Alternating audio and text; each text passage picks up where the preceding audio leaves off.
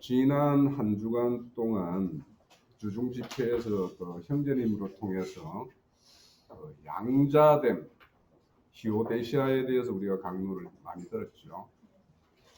그래서 실질적으로 이제 양자됨이라는 것은 접붙임이라는 뜻이 있죠. 그래서 그것을 사도 바울은 그리스도 안, 예수 그리스도 안, 주 안이라는 말로 접붙임을 표현을 하고 있어요. 그래서 우리가 양자되었죠. 그죠? 그래서 접붙임을 받은 자인데, 이 양자됨이라는 것은 그 근거에서 벗어나면 그 순간부터 거기는 양자의 모든 권리와 모든 것이 다 박탈되는 거예요. 그래서 바울 사도는 늘 주안, 그리스도 안이라는 말을 하고 있어요. 그러니까 어떤 생명이 우리 이렇게 이제 접붙임 이렇게 하면 이제 이 나무 접붙임을 우리가 실상으로 보잖아요. 저는 어렸을 때, 지금도 우리 시골집에 가면 그 앞에 그 집 앞쪽에 이 감나무가 하나 있어요. 그 나무가 원래는 고엽나무였어요. 고엽나무에 이렇게 감나무를 접붙여서 이제 이렇게 돼 있는 나무인데, 그건 이제 봤죠. 저는 붙이는 것도 봤고. 근데 이제 실질적으로 그 접붙일 때 보면 그 원둥지 고엽나무를 다 잘라내 버린단 말이에요. 다 잘라내 버리고 이제 거기에 붙이면 실질적으로 겉으로 보면 고엽나무는 죽었어요. 죽었죠. 죽은 것처럼 보이지만 거기에 접붙인 이제 감나무가 이렇게 자라서 이제 지금 이제 큰 나무가 돼가지고 큰 그늘을 이렇게 제공하는 어떤 그런 나무로 살아 있는데, 이와 같아요. 그래서 이 나무는 겉으로 보면 죽은 것 같지만 속에 그 나무를 지키는 거는 원뿌리죠. 나무의 뿌리가 지키는 거죠. 그래서 우리가 이렇게 우리 흔히 이제 종려나무 뭐 이렇게 쌓는 그 대추 야주 나무라고 하는데, 그 나무들이 겉으로는 실상 드러나는 거는 한 20, 뭐 크면 한 20m, 작은 보통이면 한 10m 정도 되는데, 그 나무의 뿌리는 한 200m까지 뻗는다라는 거예요. 그러면은 그렇게 물이 가란 그 지역에서 그 나무가 그런 어떤 그늘을 낼 수 있는 잎을 이렇게 가질 수 있는 거는 그 눈에 보이지 않는 뿌리의 그런 어떤 치열한 삶의 어떤 결과물이에요. 그래서 우리가 그렇게 그런 자여야 된단 말이에요. 우리가 그리스도 안에 있으면 옛생명, 그리스도 안에 있기 전에 그 생명들이 다 잘려져 나가야 되는 것이, 이제 그래야지 우리가 새 사람이라고 그러죠.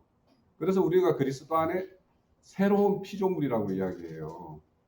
그래서 오늘 이제 이 증거 말씀에도 있겠지만, 우리가 그리스도 안에 있으면 죽은 행실들이 우리를 통해서 나오면은 이게 옛생명이 그러면 그렇게 다 잘려지지 않았다라는 거 아닙니까? 그죠?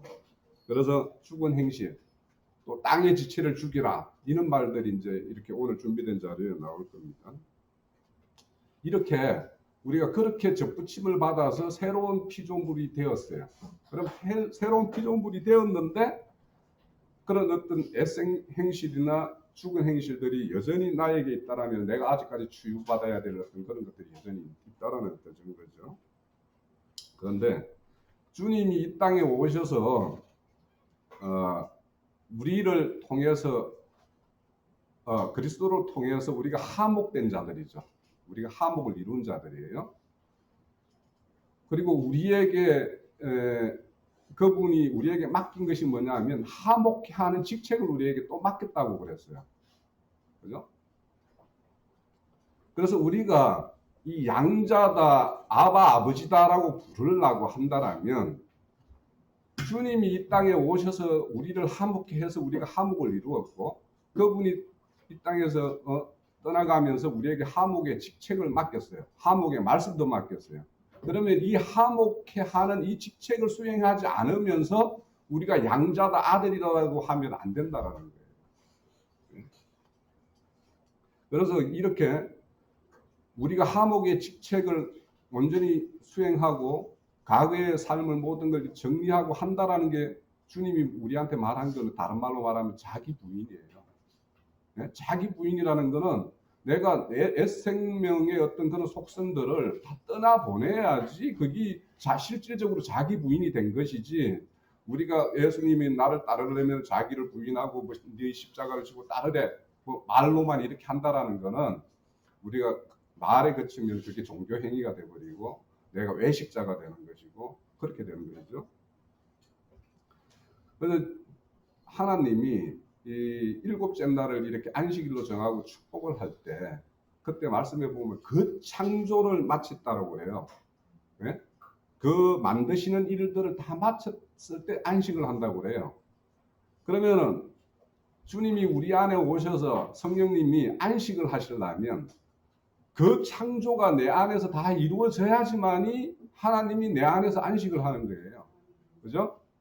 그래서 우리가 사람이 어떻게 되는 거 뭐 그런 걸 지향하는 것이 아니다라고 하면, 성경은 사람을 새로 만들고 짓는 것이 하나님의 일이신데, 우리가 과거에 어떤 그런 것들을 어떤 본성적으로 가지고 있는 것들을 여전히 그거는 하나님이 우리를 지을 때 그렇게 지었다라고 말을 하면, 하나님이 지금 이 땅에 오셔가지고 자기 피를 들여서 우리를 산 우리 새 생명이 그냥 그분이 하시는 일을 헌들로 만드는 거예요. 그러니까 우리는 새 사람으로 살아야 돼요. 새 사람이 되어야 돼요. 그런 사람들에게 실질적으로 하나님은 그런 사람들이 올려드리는 찬송으로 인정하시고 그걸 기뻐 받으시지, 우리가 그런 어떤 애성분으로 그런 것을 다 떠나보내지 않은 상황에서 우리가 아무리 하나님께 뭔가를 이렇게 드린다고 한들 그 제사는 가인의 제사가 될 수밖에 없단 말이에요. 자, 그리고 이제 우리가 그런 사람이 되어야지만이 너는 땅의 것을 찾지 말고 위의 것을 찾아라, 이런 말도 우리에게 적용이 되는 말이 되는 것이죠. 그래서 우리는 이 땅의 것, 아래 것과 위의 것을 이렇게 교체하는 작업, 이 작업이 내 안에 일어나는 것이 신앙생활이에요. 신앙생활이 그런 것이 없이 내가 어떤 모임 집회에서 참여하고 이렇게 한다면 흔히 우리가 예전에 했던 그런 종교 행석과 다를 바가 하나도 없는 것이죠. 그래서 우리에게는 이제 이런 어떤 아들의 길을 가는 데에는 예수님이 이 땅에 오셔서도 그 우리를 화목케 하는 그 일을 수행하는 과정에서 이렇게 고통과 환난을 당했어요. 그러면 우리 지금 요한복음 15장을 배우는데, 우리도 아들 된 그 삶을 살게 되면 당연히 우리에게는 또 똑같은 고난과 핍박이 올 거란 말이죠. 그럴 때 우리에게 만약에 바울 사도가 그렇지만 육신적으로는 그렇게 환난과 고통을 당하지만 안에서 오는 그런 참 기쁨을 맛보지 않는다라면 그 길을 누가 갈 수 있습니까? 아무도 못 가요. 그래서 오늘 우리가 그런 어떤 기쁨, 참 기쁨이 어떤 기쁨이어야 되는 건지 이런 것들에 대해서 좀 말씀을 나누고자 해요.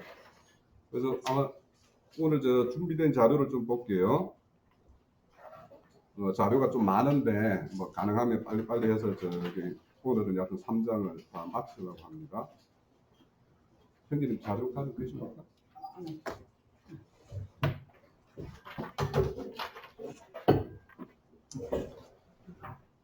자, 오늘 말씀드리고자 하는 내용은 좋은 기별을 위해서 하나님께 의뢰하는 삶, 이런 삶을 사는 사람이 하늘에서 난 지혜를 가지고 있는 사람입니다라는 제목으로 좀 말씀드리려고 해요. 자, 잠언서 25장 25절에서 28절까지 보면 사람이 두 가지 사람으로 대비를 되고 있어요. 25절에는 먼 땅에서 오는 좋은 기별을 기다리는 사람이 있고, 28절에 보면 자기 마음을 제어하지 못하는 사람이 있어요. 네. 우리는 세상이 가깝고 천국이 멀면은 안 되죠. 우리는 천국이 가깝고 세상이 먼 사람이어야 돼요. 그죠? 자, 먼 땅에서 좋은 기별. 우리 성경의 말씀에 보면 이런 한 양을 찾았을 때 그 기쁨이 의인 99이 죄인 한 사람이 회개했을 때 의인 9명이 올리는 그 찬송보다 훨씬 그게 더 기쁘다라고 이야기를 하죠. 또 둘째 아들이 아버지의 유산을 가지고 먼 나라로 갔었죠. 그러면서 거기에 모든 걸 탕진당하고 다시 아버지 집으로 돌아오는 그 모습을 봤을 때 아버지는 참 기뻤죠. 그래서 오늘도 제가 여기 왔을 때 형제님 마침 그 안내 방송 내용 중에 어떤 한 분이 그런 어떤 길을 가겠다라고 이렇게 결심을 했다라는 소식이 우리에게는 참 기쁜 소식이에요. 그리고 우리에게는 참 기쁜 소식이라는 것은 앞서 말씀드렸던 대로 우리가 이 땅에 살면서 하목해하는 직책을 다 수행하고 아버지 앞에 갔을 때 그리스도 심판대에 섰을 때 아 충성된 종아 너 참 작은 거 가지고 크게 충성하고 나를 위해서 모든 걸 헌신하고 너는 이 땅 그런 삶을 살다가 이 땅에 왔구나 하는 그것이 우리에게는 가장 좋은 기별이죠. 가장 기대되는 소식이고 그래서 그런 것들이 있어야지 우리는 이 땅에서 우리에게 좋은 이 땅에서 우리에게 핍박이나 고통이 온다 하더라도 이겨낼 수가 있어요. 바울 사도는 그런 것 때문에 이겨냈으리라고 봐요. 자, 여기 말씀 보면 의인이 악인 앞에 굴복하는 것은 우물이 흐려짐이요 샘이 더러워짐과 같다라고 그래요. 그러면 이 더러워진 샘물, 이 샘물은 먹을 수가 없잖아요. 그러니까 의인이 한 분 이렇게 마음을 이렇게 변절하게 되면 그 사람이 다시 회심하기는 더 어려워요, 사실은. 그래서 우리가 좋은 기별, 그러니까 지금 현재 내 앞에 있는 어떤 고통 때문에 먼 기별의 소망을 거는 이 마음이 접어지면 의인이 악인에게 굴복할 수밖에 없어요. 이 세상 것이 훨씬 눈에 보이기에는 훨씬 더 매력적이기 때문에. 꿀물이 훨씬 네. 그런 거니까. 그래서 이 꿀물이라는 거, 그래서 그 이어지는 말에 꿀을 많이 먹는 거.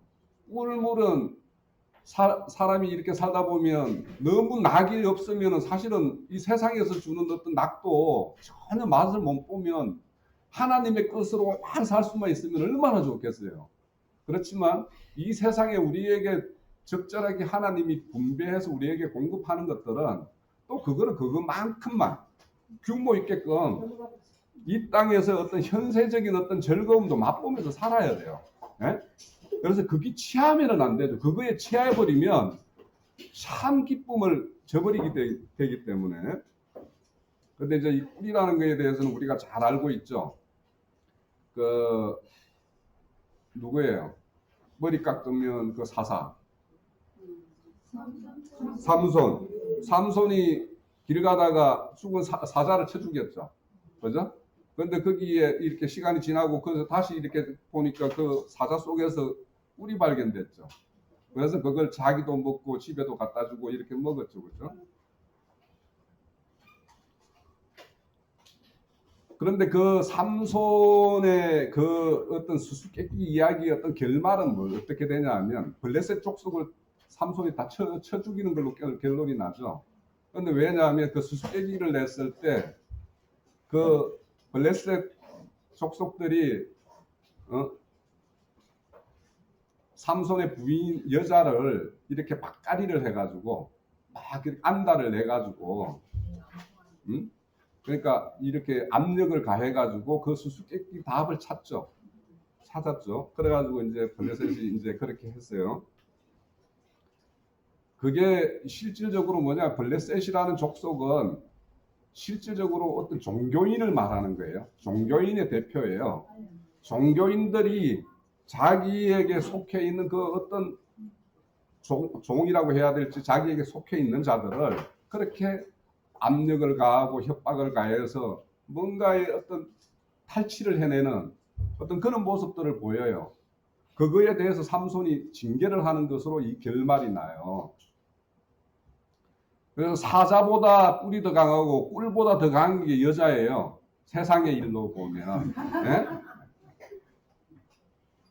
그래서 또 그런 어떤 꿀의 이야기가 있는가 하면 요나단이 전쟁 중에서 막 이제 지쳐가지고 눈앞에 있는 꿀을 먹어야 되는데 아버지 사울이 그 아무것도 못 먹게 하는 금식령을 내렸죠. 근데 요나단은 자기가 지팡이로 이렇게 찍어 먹어 보니까 먹고 나서 힘이 막 돋았는데 아버지의 그 쓸데없는 금식령에 의해서 병사들이 다 꿀을 먹지를 못했잖아요. 그래서 결국에는 전쟁에서 져버리고 말았죠. 이와 같이 그렇게 먹어야 되는 꿀도 있고 먹어서는 안 되는 꿀이 있는 거예요. 그러니까 먹더라도 여기서 보면 꿀을 완전히 먹지 말아라는 건 아니죠. 예? 많이 먹는 것이. 예. 그러니까 여기 꿀이라는 걸 뭐로 대비하고 있어요? 자기 영예를 구하는 걸로 딱 대비를 시키고 있죠. 세상에서 자기의 영예가 되는 거는 꿀을 먹는 거, 꿀을 빨아먹는 것과 같다라는 걸로 이 비유를 하는 거예요. 그런데 우리가 자기 영예라는 건 이제 어떤 세상적인 영예도 있을 것이고 주님 앞에서 어떤 영광스러운 자리에 올림을 받는 어떤 이런 영예도 있을 거란 말이에요. 자, 세례 요한은 또 석청과 뭘 먹었대요? 메뚜기만 먹었다고 그러죠. 그런데 세례 요한이 어디서 살았어요? 강야에서 살았죠. 강야에 메뚜기가 왜 있어요? 메뚜기는 풀이 있어야 있잖아요. 그죠? 그리고 꿀이 있으려면 강야에 꿀이 있으려면 꽃이 있어야 되잖아요. 그러면 강야에 꽃도 많고 풀도 많고 이러려면 거기 강야예요? 아니잖아요. 그러면은 실질적으로 요 세례 요한이 먹었다는 석청과 메뚜기라는 거는 다른 상징을 하고 있겠죠. 그죠? 경건한 생활의 어떤 그러니까 그거는 다 자연에서 나는 것을 먹었을 텐데 강야로 갔다라는 거는 자기 경건한 생활을 지키겠다라고 그 어떤 종교 열심도 있고 해서 갔던 사람 말이에요. 세례 요한이. 그거는 세상적인 어떤 꿀맛 나는 걸 먹지 않고 세상을 초월한 하나님의 공급되는 뭔가를 먹기 위해서 갔다라는 걸 상징적으로 말하는 거예요. 그 석청이나 뭐 메뚜기나.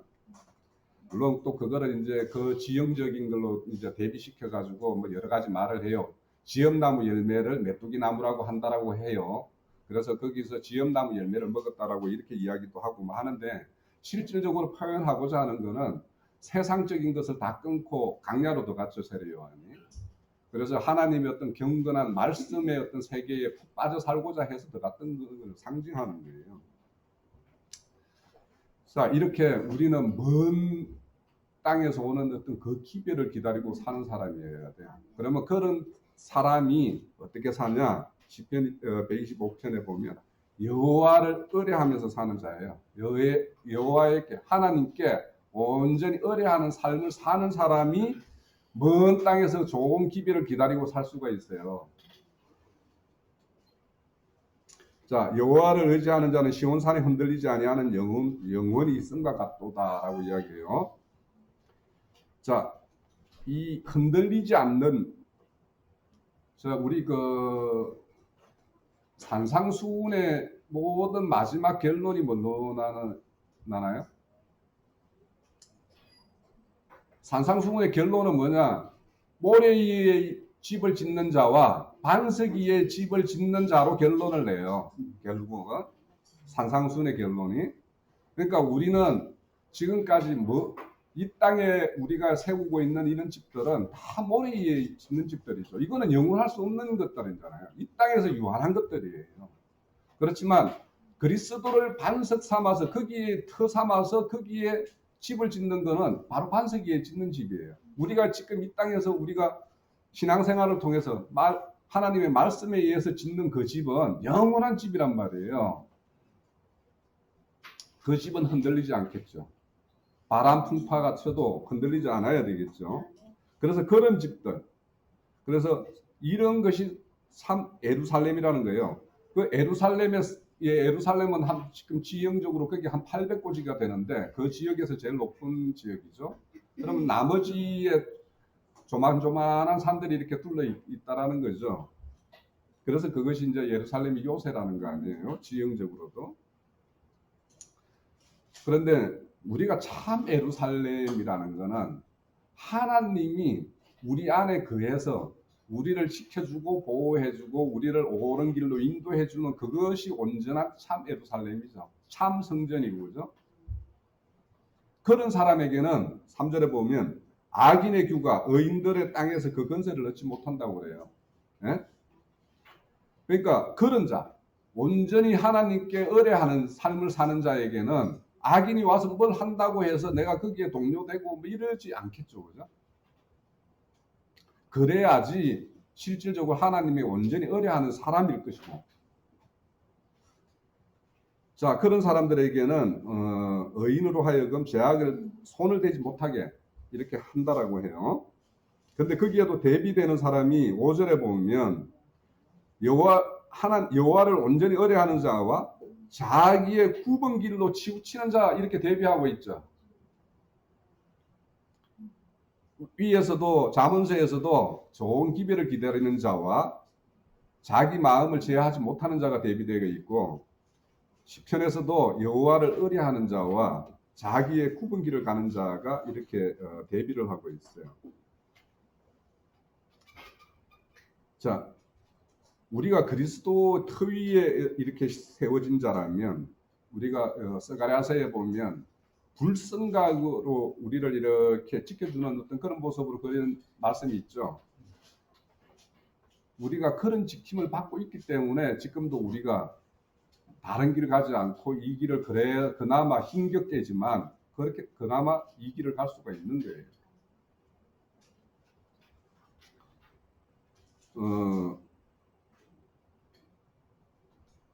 이와 같이 우리가 하나님에게 우리는 지금까지 하나님 없이 우리 인생을 우리 스스로 책임지는 그런 인생을 경영했던 사람들이에요.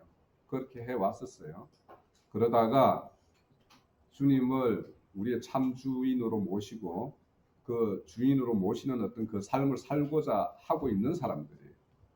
그러면 그 길을 지금까지 그렇게 살지 않았던 사람이 그 길로 가기 위해서는 거기에는 갈등과 뭔가 이런 것들이 내 안에서 일어나죠. 이런 것이 일어나요. 그래서 그 싸움에서 우리가 이겨야 되는데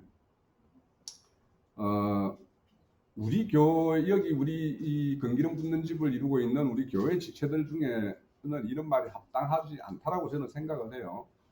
그 누가복음 12장에 어떤 그 재물을 탐하는 이런 어떤 이야기는 그거 정도는 우리 교회 여기 우리는 우리 형제 자매님들은 이거 정도는 아마 다 떠났을 거라고 생각을 해요. 그런데 이제 누가복음 12장의 그 말씀에 보면 두 형제가 아버지의 그 유산 때문에 이렇게 다투는 걸 가지고 이제 이 재판장에게 왔잖아요, 그죠?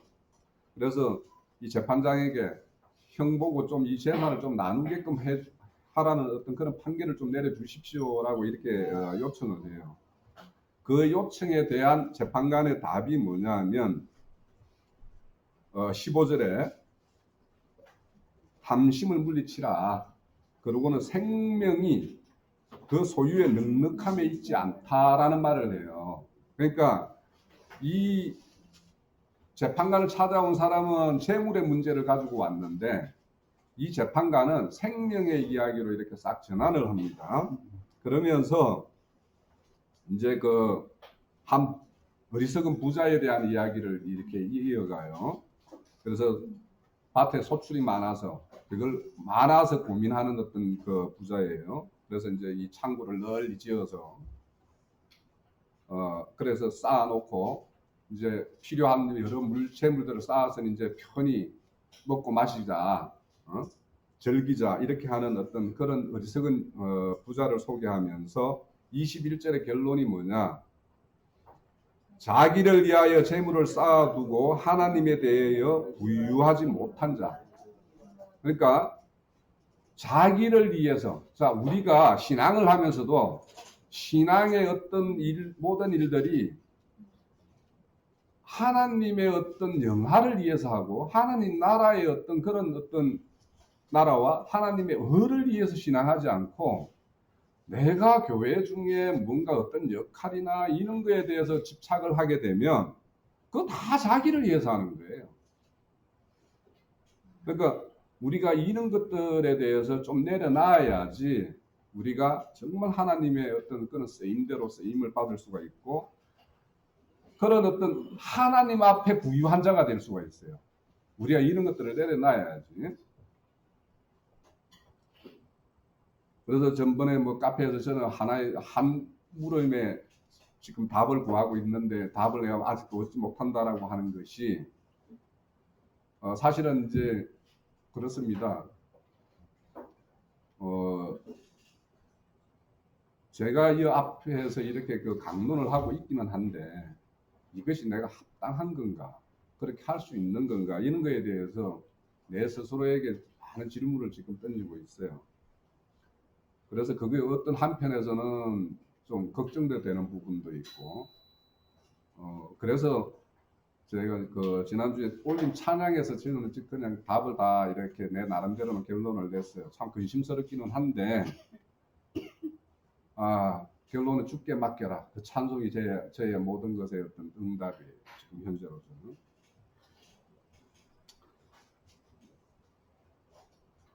그래서 여기 보면 세상의 재판장에게 세상 일을 가지고 온 어떤 그런 일들.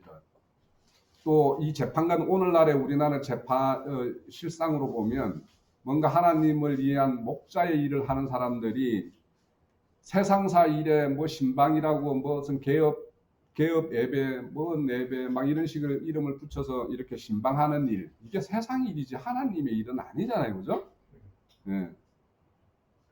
그래서 형제끼리 송사를 또 세상 재판으로 가져가는 것에 대해서 우리 질책하는 것도 있죠. 네? 고린도 교회 같은 경우 보면.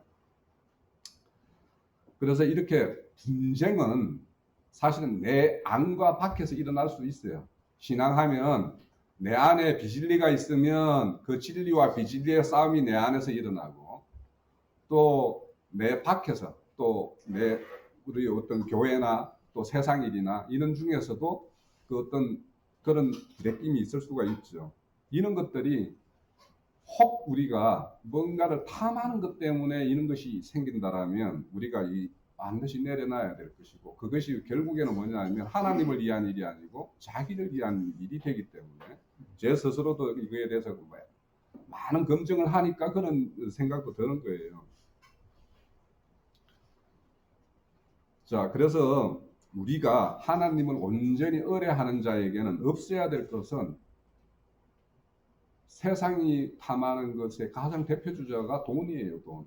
이 돈에 대한 것만은 탐하는 마음이 우리가 없어야지 하나님의 일을 좀 더, 하나님의 일에 대한 더 마음가짐이 더 가고 그에 대한 어떤 나의 어떤 그런 수고가 그쪽으로 이렇게 가지.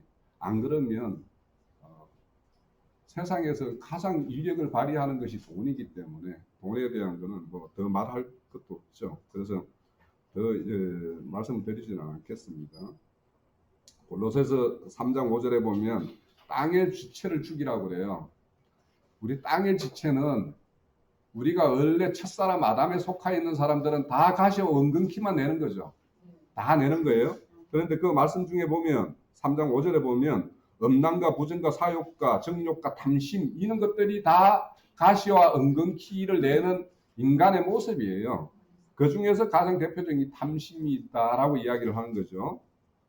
그래서 이런 것들을 우리가 원래 이렇게 하나님이 이렇게 지은 것이 아니라 우리가 선악과 열매를 먹은 그 어떤 정상에 의해서 나타나는 것이기 때문에 이게 다 치료가 받아야 될 어떤 내용들이죠. 그렇죠? 그래서 이 땅의 지체라는 것은 결국에는 나의 자아가 다 땅의 지체예요. 그래서 우리는 자기 부인을 해야 되는 것이고요. 자, 그 이어지는 말씀이 신명기 보면은 7장에서 11절에 대해서 이 재물에 대해서 어떻게 써야 되는가에 하는 말씀에 대한 내용이에요. 그래서 우리 중에 있는 가난한 형제들을 돌보지 않는 그런 어떤 것이 되면은 안 된다. 우리 지금 요즘에 그 형제님을 통해서 제가 형제님 만난 지가 한 3, 4년 되는데 계르의 율법이라는 것에 대해서는 처음 들었어요, 사실은. 용어 자체가. 그래서 이 계르에 대한 것들이 결국에는 이 신명기 15장에 말하는 것도 계르의 율법이에요. 계르의 율법을 어떻게 실행해야 되는 건가. 우리가 스스로 우리 자신이 게르잖아요. 그죠? 이 땅이 우리 삶이 다 나그네 삶이라는 걸 우리는 다 알고 있기 때문에 우리가 게르고 우리 형제 자매들이 다 게르예요. 그러면 서로가 이렇게 돌보고 배려하고 이런 것이 맞는 거죠. 근데 여기 보면은 면전인이 가까워 오면은 그들에게 이렇게 바라보는 눈이 이제 달라진다라는 거예요. 왜냐하면 면전인이 되면은 나 지금까지 내가 종처럼 부렸는데 이거 풀어줘야 되잖아요. 그죠? 그래서 이제 돈도 못 받는 거. 그러죠. 그러니까 이게 면전인이 되면은 자기가 부리고 있는 사람에 대해서 가까이 오면은 막 이렇게 눈을 이렇게 흘긴다든지 뭔가 이렇게 본다라는 뜻이겠죠. 이제 좀 있으면 자기와 같은 동급이 되니까. 그러니까 교회에서 형제 자매라고 하면은 동급으로 놀지 않으려는 사람들이 그냥 이렇게 막 이렇게 흘기고 하는 거겠죠, 그죠? 자, 게르가 우리가 접붙임, 양자 이거와 똑같은 이야기예요. 게르로 사는 사람, 그러니까 누군가의 주류가 있고 비주류가 있잖아요. 어디 세력이라도 어디라도 먼저 여기 우리 교회를 이루고 있는 사람이 있고 또 뒤에 이렇게 합류한 우리 형제 자매님들이 오면은 처음에는 조금 뭐 이렇잖아요, 그죠? 그래서 그런 것들이 그러니까 접붙임을 받으면 지금까지 자기가 공급받았던 양식과 빨아들이는 어떤 공급되는 양분이 전혀 다른 것이 공급되잖아요, 지금. 그죠? 접붙임을 받는다면. 그래서 그런 가정에는 그러니까 접붙임을 받는 사람은 뭐냐면 이 시달림을 당할 수밖에 없어요. 새로운 살에 접붙임을 받다 당하는데 그러니까 잘 견뎌내야죠. 그리고 이제 더 좋은 영양분을 잘 적절하게 공급하기 위해서 우리 또 같이 하는 기존에 그런 또 이렇게 사람들이 어떤 도움도 이렇게 필요하고요. 요한 1서에도 그 3장 16절에서 18절에 보면 누가 이 세상의 재물로 형제 궁핍함을 돌보지 않는 자가 이런 말을 해요. 이거는 다른 해석이 필요 없는 거예요. 이거는 돈 가지고 이야기하는 거예요. 자, 이렇게 돈에 대해서 우리가 말을 하면 너무 저급한 것 같은데 잠언서 30장 7절에서 9절에를 보면 이 잠언이라는 것은 전에도 없고 후에도 없을 가장 이 재물로서 부유한 자가 하는 게 잠언이죠. 솔로몬이 쓴 게 잠언이잖아요. 그러니까 가장 부해 보기도 한 사람이 하는 잠언이에요. 내가 두 가지를 주께 구하겠사오니 내가 죽기 전에 내게 거절하지 마옵소서. 8절에 곧 헛된 것과 거짓말을 내게서 멀리하게 해주시고 나를 가난하게도 마옵시고 부하게도 마옵시고 오직 필요한 양식을 나에게 먹이소서라고 이야기를 해요. 네? 자, 이것도 혹 그 뒤에 이어지는 걸로 보면 내가 배불러서 하나님을 모른다 할까?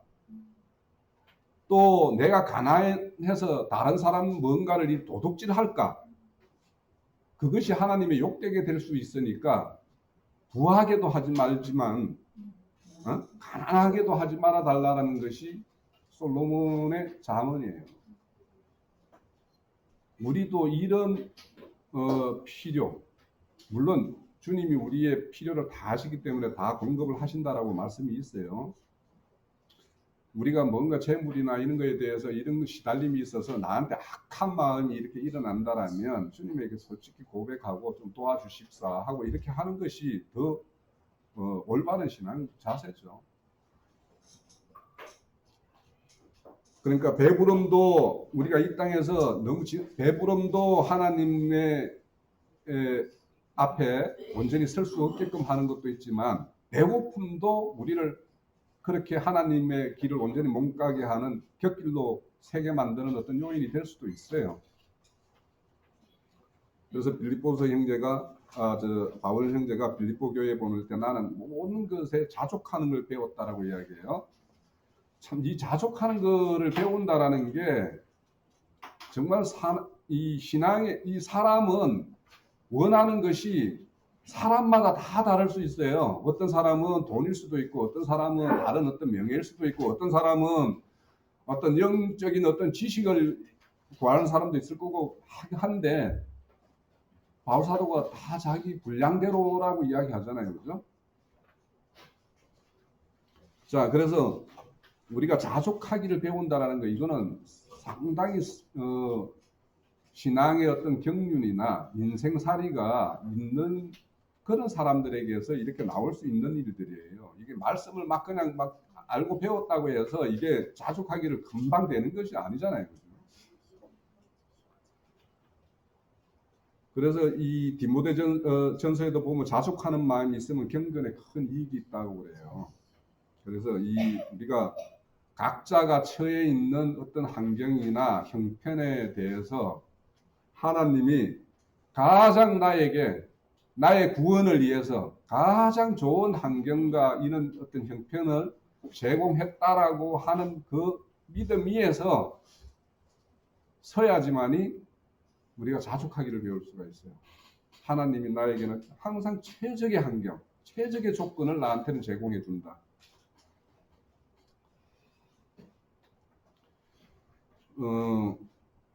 이름에도 불구하고 바울 사도는 염려를 해요. 11장 고린도후서 11장에 보면 내가 염려와 걱정하는 것이 있어요. 사람이 뭔가를 염려하고 걱정한다라는 것은 나의 약함을 보여주는 거예요. 결국에는. 그런데 바울 사도가 약하다고 이렇게 걱정하는 내용을 보면 우리가 걱정하는 거하고 전혀 다른 걸 걱정하고 있어요. 네?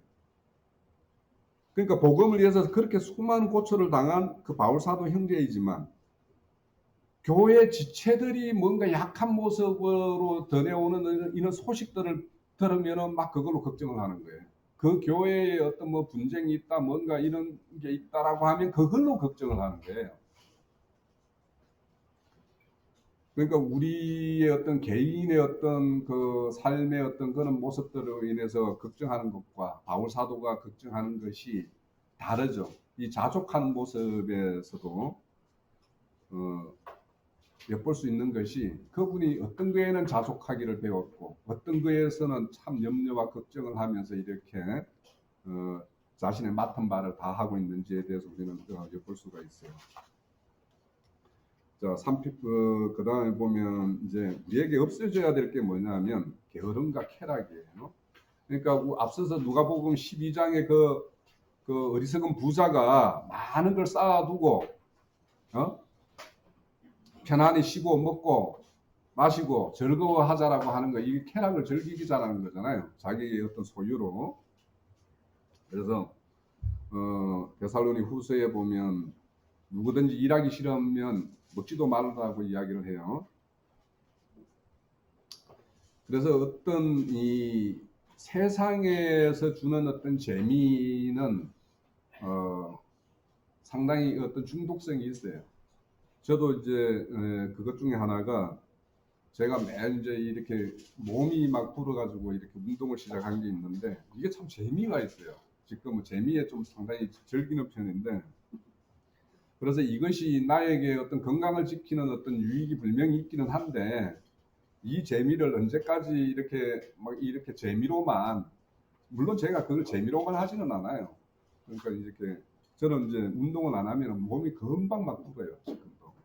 그래서 이제 운동을 적절히 하고 있기는 한데 제 나름에는 적절히 한다라고 하는데 우리 김자매가 보면은 막 재미에 빠져서 막 그런다라고 이렇게 이야기하니까 뭐 제가 또 이 새겨 들을 부분이 있죠.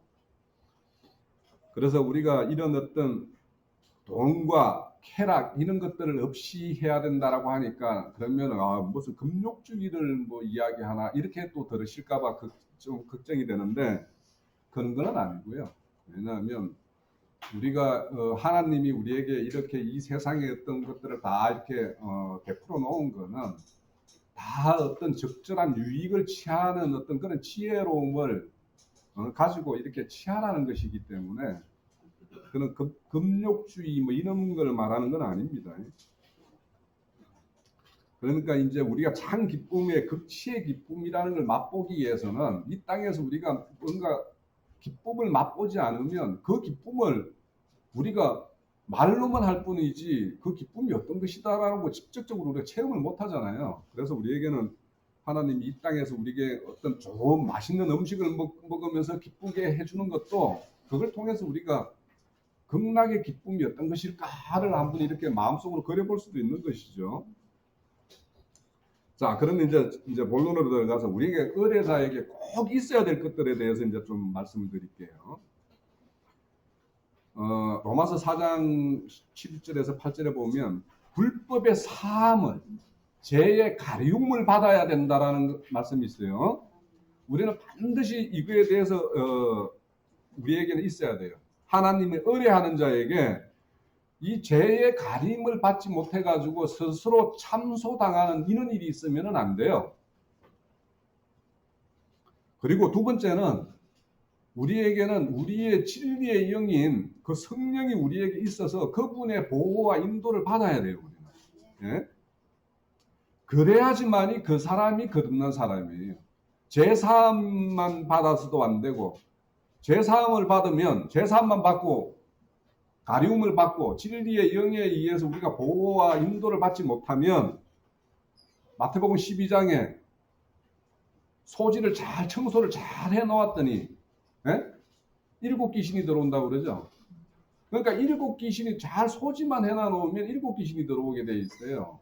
그러니까 그 빈자리 내가 어떤 말씀에 의해서 식김을 받고 뭔가 이렇게 받았다라면 거기에는 반드시 새로운 생명의 역사가 그 자리에서 일어나야지 거기가 빈 공간이 아니지 거기를 빈틈으로 두고 뭔가 내가 말씀을 듣는 그래서 내가 지금 야고보서를 제가 읽으면서 가장 사실은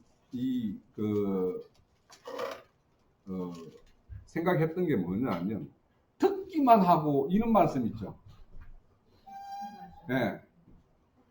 우리가 이 신앙을 하면서 이 말씀을 들으면은 이게 귀가 자라고 머리가 자라죠.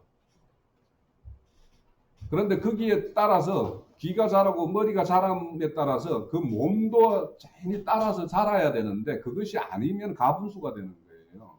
아주 비정상이 되는 거죠. 그래서 우리가 앞서서 말씀드렸던 것처럼 거듭나고 새 사람이 새 생명을 가졌다라고 하면 우리에게는 그러면 그 생명의 말씀에 의해서 어떤 것이 우리 안에 역사가 일어나면 앞에서 말하는 몸의 행실, 죽은 행실, 또 땅의 지체 이것들이 제거되는 역사가 우리한테 일어나야지 되는 거죠. 그죠? 그래서 그런 것들이 일어나야지 실질적으로 영을 쫓는 사람이 되는 거지. 만약에 말씀을 들었는데 내 안에 있는 죽은 행실과 땅의 지체 이런 것들이 소거되는 역사가 일어나지 않으면 그 사람은 종교인이에요.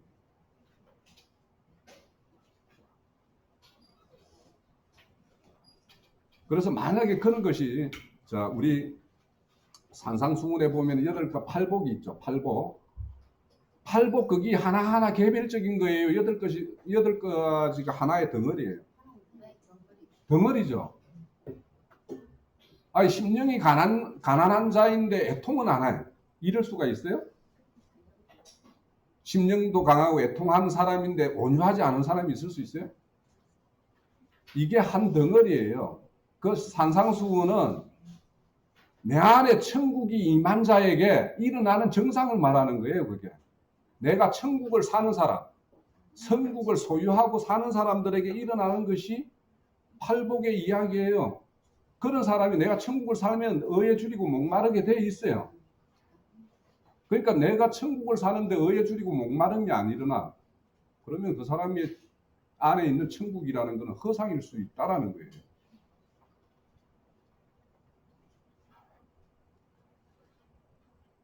자, 로마서 8장에 보면 영으로서 13절에 보면 영으로서 몸의 행실을 죽이라고 그러죠.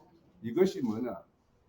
그 성령을 받은 자에게 성령이 임하 있는 자에게는 반드시 영에 의해서 몸의 행실을 죽이는 역사가 일어나는 거예요. 우리는 반드시 이 일이 일어나야 돼요. 그리고 영의 인도함을 받아야 돼요. 그러면 이런 사람들에게는 자, 베드로전서 4장 1절에서 2절에 보면 그리스도께서 이미 육체 고난을 받으셨죠. 그분이 고난을 받음으로 우리의 죄와 허물이 씻음을 받았죠. 자, 그러면 이 베드로전서는 베드로 사도가 똑같은 이런 육체의 고난을 받는 자에게 위로의 편지예요. 예? 너희들에게 육체의 고난이 일어나면 예수 그리스도의 고난에 의해서 우리가 어떤 내 죄와 허물이 씻긴 같이 너희의 육체의 고난, 이 육체의 고난은 개인의 먹고 살기 위해서 이런 고난을 말하는 게 아니고 하나님의 말씀대로 살고 자기에게 주어진 직분대로 행하다 보니 오는 육체의 고난을 말하는 거예요. 이런 고난을 당한다면, 네가 이런 고난을 당한다면 너로 통해서도 누군가 이런 하나님이 우리를 씻긴 죄와 허물을 씻었듯이 너의 어떤 육체의 고난을 통해서 너의 어떤 기람내로 통해서 다른 사람의 허물과 죄가 씻기는 그런 것이 일어나지 않겠냐. 이걸로 위로를 받아라. 이렇게 이야기하고 있는 거예요, 지금. 그리고 그런 어떤 육체의 고난을 당하면 그런 나에게 어떤 하나님의 말씀이나 하나님의 어떤 삶을 사는 어떤 그걸로 인해서 나의 육체의 고난이 당하면 내가 지금 정욕을 쫓지 않고 하나님의 뜻을 쫓는 그런 사람이구나라고 스스로 확정을 하라는 거예요. 예? 그래서 우리의 어떤 그 바울 사도도 그렇죠. 나의 몸에 예수의 죽음을 메고 산다라고 이야기하죠. 그러니까 나의 고난이, 나의 육체적 고난이 이렇게 일어나면 오늘날은 우리가 이런 말 하기가 좀 부끄럽죠. 우리가 육체적인 고난을 막 이렇게 당하면서 사는 어떤 그런 시대가 아니라서. 그렇지만 우리의 어떤 믿음 신앙 가운데에서 어떤 어려움 당하는 그런 거 이런 것을 당할 때 내가 그거에 대해서 반응을 어떻게 이런 또 내 당하는 일들을 내 스스로 어떻게 해석하는가에 따라서 내가 육을 쫓는 사람인지 영을 쫓는 사람인지 자기 스스로 진단을 할 수가 있어요. 그런 걸 보면서 자기 스스로 영을 쫓는 일 가운데 내가 당하는 고난이다라고 생각하면 내가 지금 온전히 하나님의 영을 쫓는 사람이기 때문에 하나님이 나에게 이런 정표를 주셨구나 이렇게 위로를 받으시기를 바라요. 자, 오늘 이제 그 서두에 말씀을 드렸듯이 고린도후서 5장 18절에 19절에 보면 모든 것이 하나님께로 남나니 저가 그리스도로 말미암아 우리를 자기와 화목하게 하시고 우리에게 화목해 하는 직책을 주셨느니라 이렇게 말하고 있어요. 이는 하나님께서 그리스도 안에 계시사 세상을 자기와 화목하게 하시고 저희의 죄를 저희에게 돌리지 않고 화목해 하는 말씀을 우리에게 부탁했다라고 이야기를 해요. 자, 그분이 우리에게 화목해 하기 위해서 이 땅에 오셨죠. 자, 그러면 우리에게 남겨진 직책을 하나 줬는데 화목해 하는 직책을 줬어요. 이 직책을 함으로 인해서 오는 육체의 고난이 앞서 말씀드린 베드로전서 4장의 이야기예요. 그래서 이런 화목해 하는 이런 일을 직책을 수행하게 되면 세상이 우리를 이뻐해요, 미워해요? 왜요? 그 일이 세상 일이 아니죠. 우리가 세상 사람에 속해서 세상에 속해서 하는 일이 아니기 때문이죠. 요한복음 15장에 너희들이 세상에 속했다라면 세상이 너를 얼마나 이뻐했겠냐. 그런데 세상이 너를 미워하는 이유는 너희들이 세상에 속하지 않았기 때문에 미워한다라고 이야기를 하는 거예요. 우리 이런 미움 받아봤어요? 네? 좀 받아봤으면 좋겠어요, 저도. 네. 자, 그리스도 화목을 이룬 사람, 우리는 누군가의 그리스도와 화목을 이룬 사람의 길 안내에 따라서 우리도 화목의 길을 가고 있는 거죠.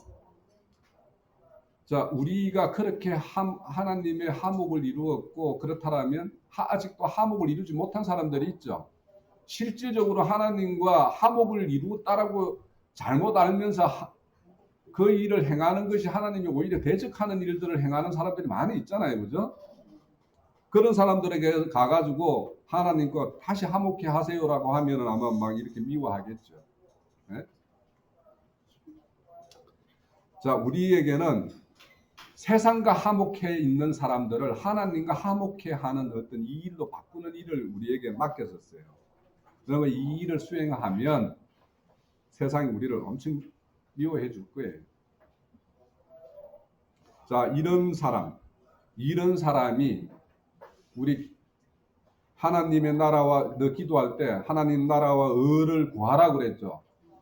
예? 구하라고 했는데 위와 같이 화목해 하는 직책을 수행하는 사람은 그 나라와 의를 위해서 사는 사람이에요. 예? 그러니까 우리를 구하기만 하지 말고 이제는 살아야 돼요. 하나님 나라와 의를 위해서. 이런 사람들에게는 땅의 걸 구하지 말고 위의 것을 구해라. 이 말이 적용이 되는 거죠. 예? 자, 이런 사람들이 온전히 그리스도에 의해서 숨김을, 감추임을 당한 사람들이에요. 우리가 구해야 될 건 하나님 나라와 의예요. 하나님 의가 충만한 나라를 건설하는 것이 또 우리의 어떤 일이에요.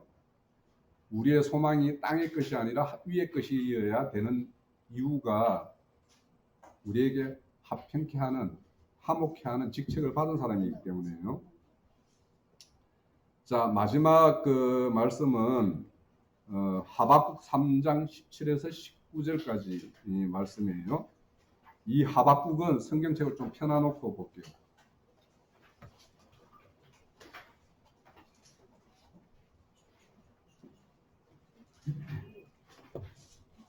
이 하박국은 이 쓴 배경을 좀 알아야 돼요. 요즘에 우리 형제님 통해서 에레미야 애가를 배우고 있죠.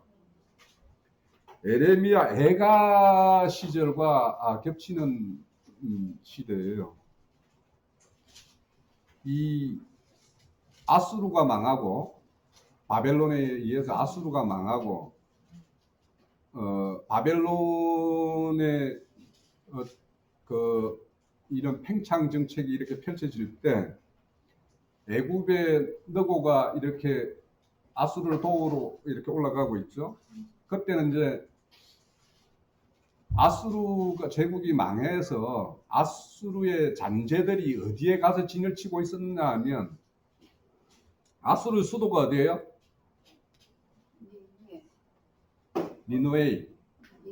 니누웨였죠.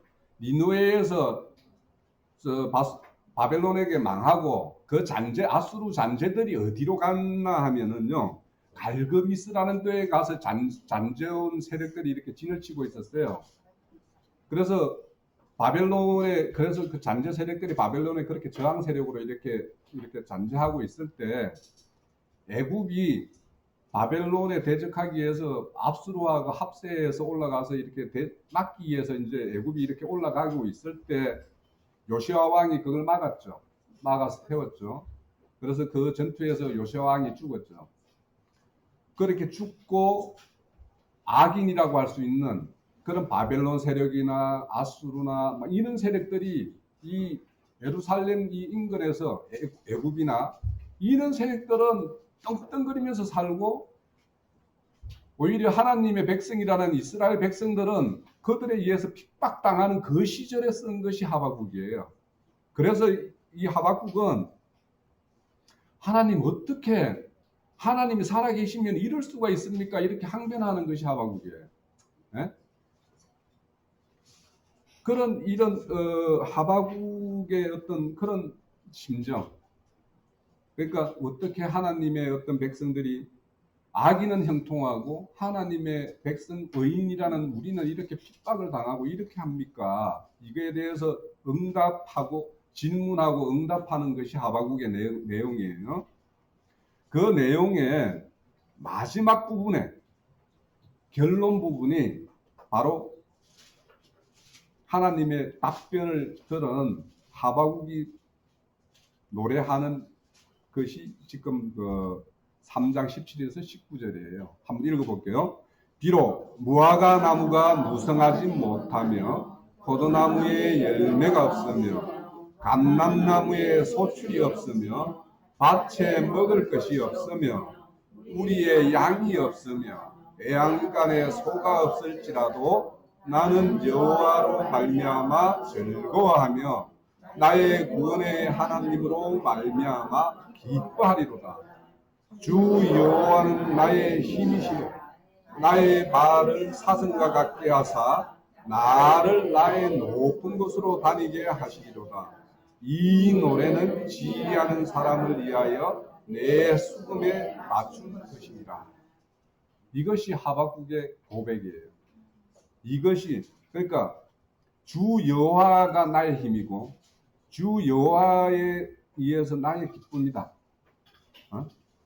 오직 그 예수 그리스도 한 분을 인해서 그분이 나의 기쁨이고 힘이다라고 하는 이런 어떤 신앙 고백을 할 수 있는 사람이면 온전히 하나님을 의뢰하는 자일 것이고 먼 땅에서 좋은 기별을 기다리면서 사는 사람이 될 것이란 말이에요. 자, 이런 거는 시편에도 이제 이런 내용이 있는데 우선 이제 그거는 소개하고 그 뒤에 부분을 이제 볼게요. 하늘에서 온 지혜의 마지막 종결 부분은 이거 다 보기는 어렵고 사무엘상 그 18절에서 18절 내용, 18장 내용만 좀 볼게요. 이것도 한번 성경책을 보고 하죠.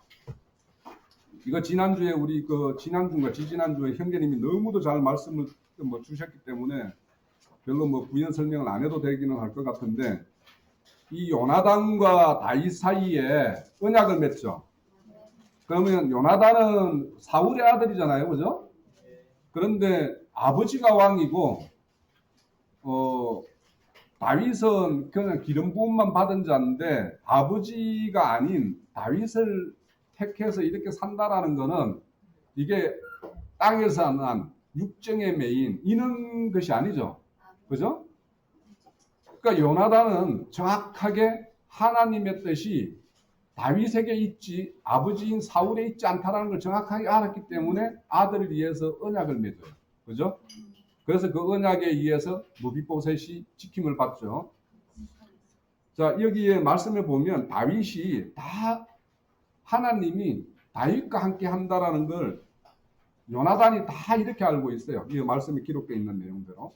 이렇게 참 지혜, 하나님 하늘에서 온 지혜를 가지고 있으면 기름 부음이 또 하나님의 뜻이 누구와 함께 하고 있는지도 다 알 수 있다라는 거예요. 그러면 우리는 거기에 따라야 되겠죠. 그런 신앙 노선을 걸어야 될 거 아닙니까? 그래서 우리가 과거의 어떤 신앙 노선이 과연 하나님의 뜻이 거기에 있었는지, 우리는 지금 하나님의 뜻이 우리가 실행하는 이 교회의 모습에 하나님의 뜻이 있다라고 생각하기 때문에 여기에 우리는 성선을 한 거죠. 몸을 얹은 거죠. 그리고 교회를 이루고 있어요. 자, 이것이 하늘에서 난 지혜예요. 요나단의 하늘에서 난 지혜, 사울의 땅에서 난 지혜. 그래서 사울에게는 다윗이 원수지만 요나단에게는 자기의 후손들의 생명을 지킴받을 수 있는 길은 여기다라고 하는 것이죠. 이와 같이 우리에게 땅의 지혜와 하늘의 지혜는 이렇게 자기의 어떤 결국에는 신앙 노선, 믿음의 노선을 결정짓는 것에 결정적인 영향을 미쳐요. 그래서 지금까지 우리 말씀에는 뭐 땅에서 난 지혜는 시기와 질투와 다툼을 내고 하늘에서 난 지혜는 순결과 뭐라고 말씀하죠? 예. 자, 이렇게 교회를 이룸에 있어서 결국에는 좋은 교회, 하나님의 뜻이 임해 있는 교회, 그런 하나님이 보시기에 기뻐 받으실 만한 교회를 이루기 위해서는 위에 오는 지혜에 의해서 성결과 화평과 간용과 양순과 긍휼과 선한 열매로 가득해야 되고, 없어야 될 거는 편견과 거짓이 없는 이런 교회를 세워야 된다고 그러죠. 자, 야고보서 3장을 마무리 지으면서 한 말씀만 더 찾아보고 마무리 짓게요. 전도서 5장.